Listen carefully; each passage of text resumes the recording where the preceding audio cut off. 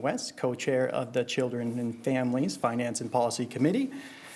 And I am joined here by several members to talk about a bill being brought by Representative Altendorf.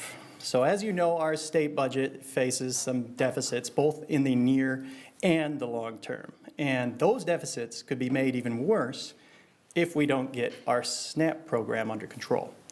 And what we've seen recently in Minnesota welfare programs is a lot of exploitation. So what can we do about it? We're not just going to sit here and complain. We're going to offer some solutions. So number one in this bill that we're bringing up is it puts the net income test at the front of the process. Currently, you can use gross income to qualify, but then you use net income to determine your payment. Moving net income to the front of the process, which might sound boring and in the weeds, that will help ensure less overpayments.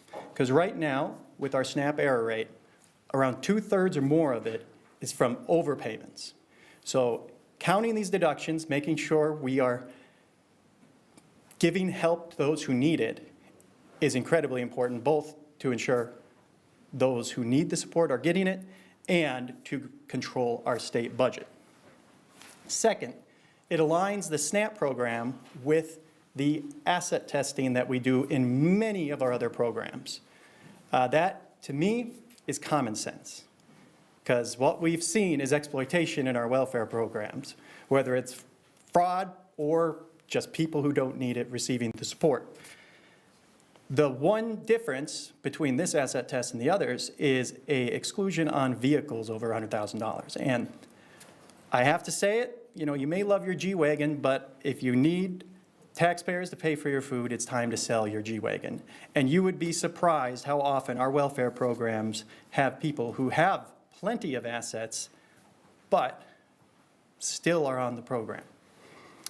So, without further ado, I'd like to introduce the author of the bill, Representative Pam Altendorf.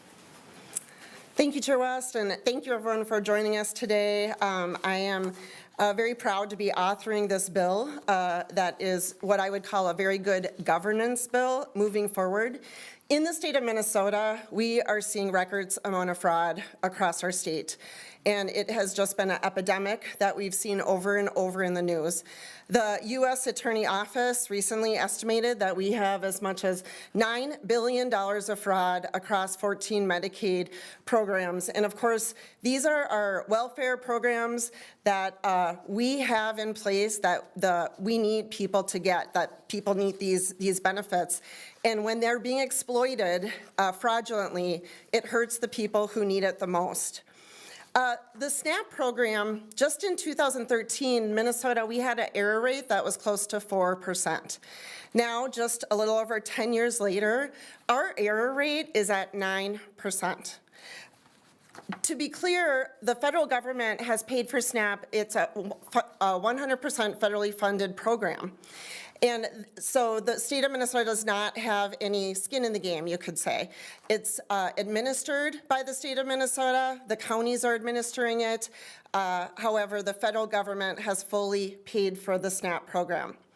With the big, beautiful bill that passed through Congress, there is now going to be consequences for states.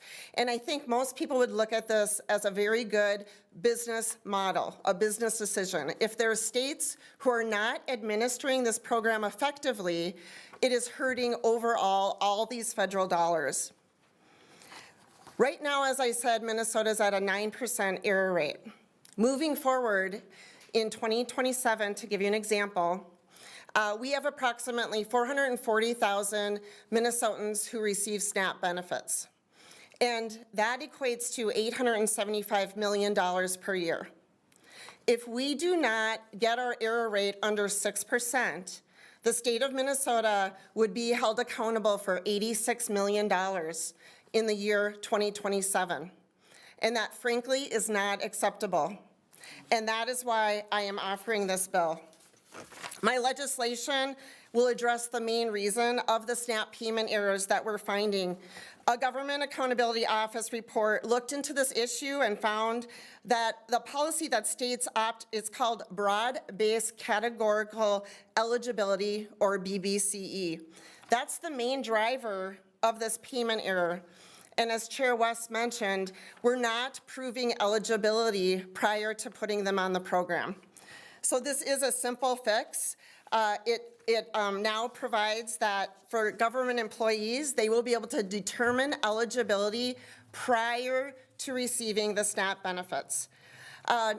A very interesting story you may have heard, there was a millionaire from Minnesota, Rob Undersander, and he tested this years ago and applied for the SNAP benefits, and he received them as a millionaire, proving that the system is broken and proving that Minnesota does not have the checks and balances in place that we need to have an effective system.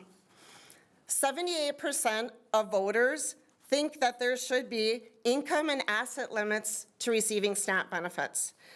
This is a popular bill, and again, I'm calling this a good governance bill because every state should be expected to administer this program in an effective way without wasting tax dollars, and that is just not happening right now in the state of Minnesota.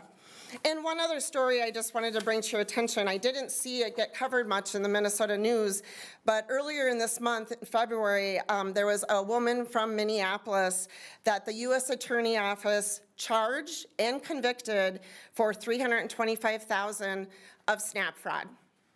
And so there is a problem, and these are the kind of instances that we would catch on the front end instead of later trying to charge and convict once we're in a case where there's actually fraud that's happened. We would help to root this out at the front end. Is there any questions? What about bipartisan support? I know this morning the Office of Inspector General bill, which had bipartisan support in theory, had a tie me dies, the old phrase vote. Will you have bipartisan support because you obviously need it in the House?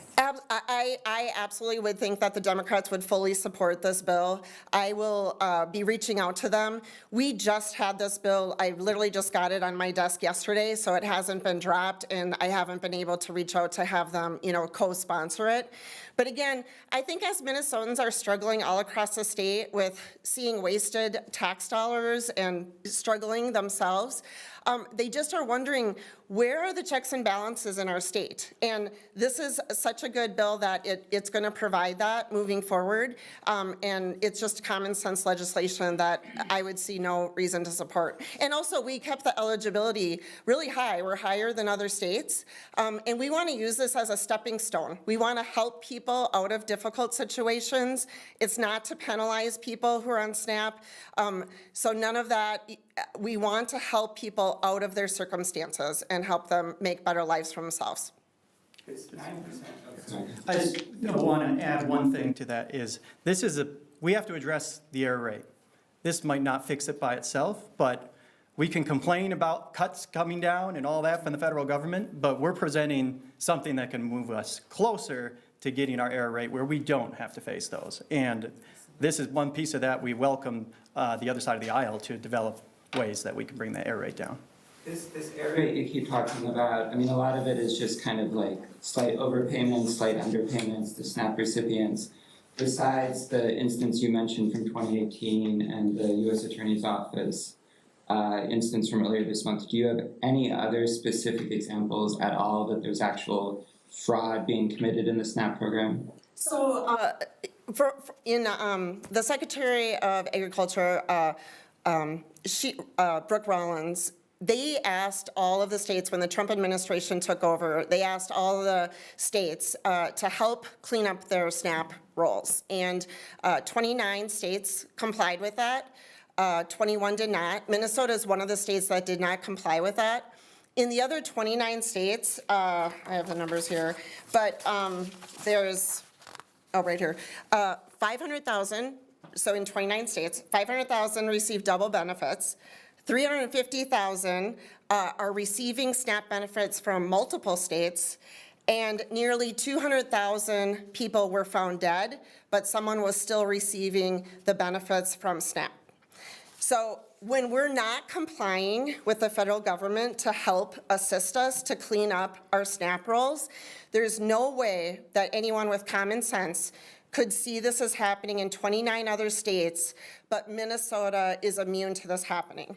So we have seen a huge increase in SNAP issuance over the last several years, a 40% increase, and so we need to be diligent and make sure that the people who are receiving the benefits are the ones who want and need the assistance and are not doing through a fraudulent manner.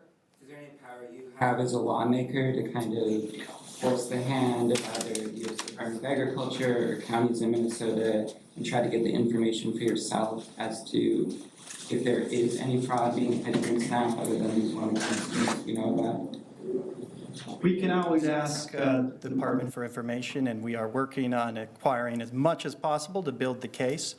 But in particular, we have to get this error rate down. So the fraud issue is a humongous problem in what we've seen, particularly other programs, and we're looking into SNAP. But the error rate, regardless, some of those are administrative, as you mentioned, we have to address that. Even say we do address it, we're still going to be in a tough deficit situation. So with the added 86 million on that, this is something that's really important. Is there extra incentive to try and catch fraud at all levels on the front end now with all the resignations in the U.S. Attorney's Office too? Yeah, that's really what these programs are being set up to. And like I said, I really call this a good governance bill because the states are getting federal dollars and we want to make sure we're distributing accurately to the people who need them, who are not dead. As I said, other states, found people that were dead that were still receiving benefits. This is just a good governance bill, and I think most Minnesotans would really appreciate us trying to find this on the front end instead of trying to prosecute fraud later once it's been abused, the system's been abused. Would this make it tougher, easier, about the same to enforce? Would you need additional people in whatever department it would be, or can they, same budget for supervision? Yeah, no, that's a good question. It's going to be handled at the counties, and what I have been told is this should not be much different. It's just that now they do have to use eligibility criteria, but they still have to process people that are using SNAP, so that part is not going to change much. And again, the cost will go back to the counties. If we don't fix this, the counties are already struggling, right?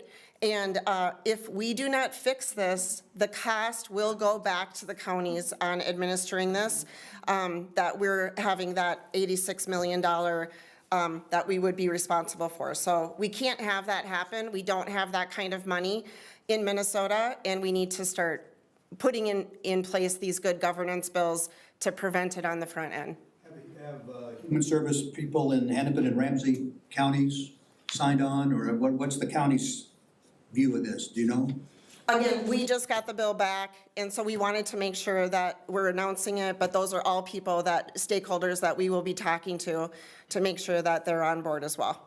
And this is not to make the job, it's actually to make it easier. This is giving a tool in the toolbox to our counties to verify eligibility, which was taken away. So prior to 2010, this was in place, and we're giving it back. And we did prior to today, let them know what we were working on so we can get their input. So they were aware of this before today, and when we come to the hearing, we will definitely welcome their input. And if this needs improvement from their perspective, we're all ears. This is a problem we need to solve. I can't imagine the state budget in a few years after this. Senate authors, have you talked to the other chamber? I haven't talked to a senator. Yeah. Yes, yeah, absolutely. My Senator Joskowski will sign it in the Senate, but there's many people that are interested. And again, this is about as bipartisan as it should get. This is a good governance bill, and this should not be controversial to anyone. And again, Minnesota taxpayers want us to start being more responsible, and this shows that. You mentioned at the start that SNAP is entirely federally funded, but we've been talking about the county's administration of it. Do counties have to pay money at all to administer it, or is that money coming from the feds as well? That does come from the counties. The Fed does help pay for their administration, but not entirely. I'm wondering, just at this moment, as county property taxes have been skyrocketing, is there concern that you might be adding costs to county budgets? No, again, I answered that a little bit earlier, but we don't expect this to increase the workload of the counties, that they do have to process these applications, but now we're just putting teeth into the eligibility. And the counties do asset testing for numerous other programs, and this net income test, they do it. Right now, they have this categorical exemption that allows gross income to advance somebody through the process, which only creates a greater opportunity to have these payments messed up when you do it down the line. They already do these things, so we believe it's going to be just fine, but we do welcome their input. Thanks. Thank you. This was fun. Thank you. Thanks. Thank you. Representative, will you take a